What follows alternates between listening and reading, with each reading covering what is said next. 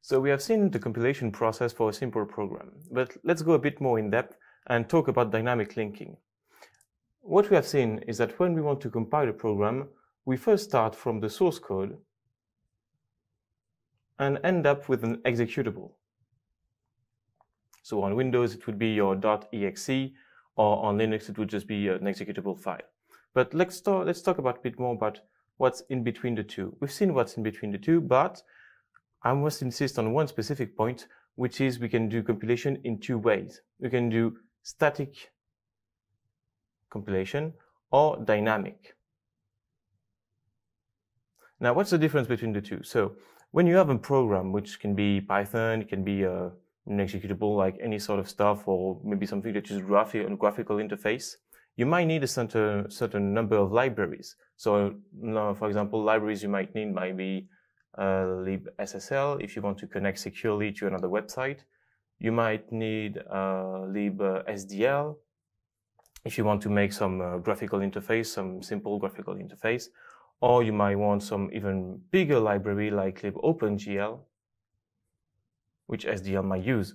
So you may be wondering, so how would a program use this library? And you have two ways of doing that. First way, which is a static linking, which is very simple. You just take the entire library and put it in the exe file.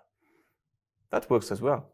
So you can just have an exe file that's like a couple of gigabytes big because it has all the library and all the dependencies you need. Now, that sounds like a bad idea, but it's actually not that stupid.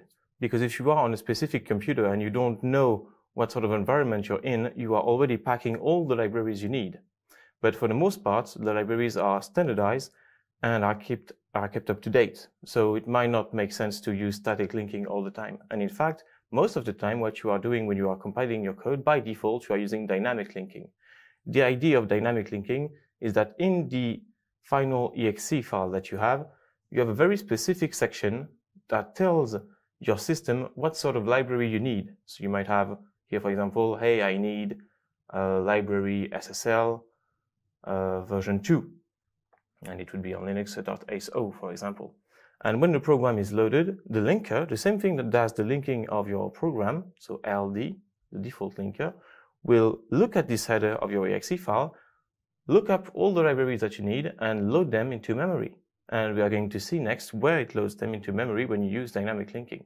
If you use static linking, of course, it already is into memory because the entire program is copied into RAM when it first loaded.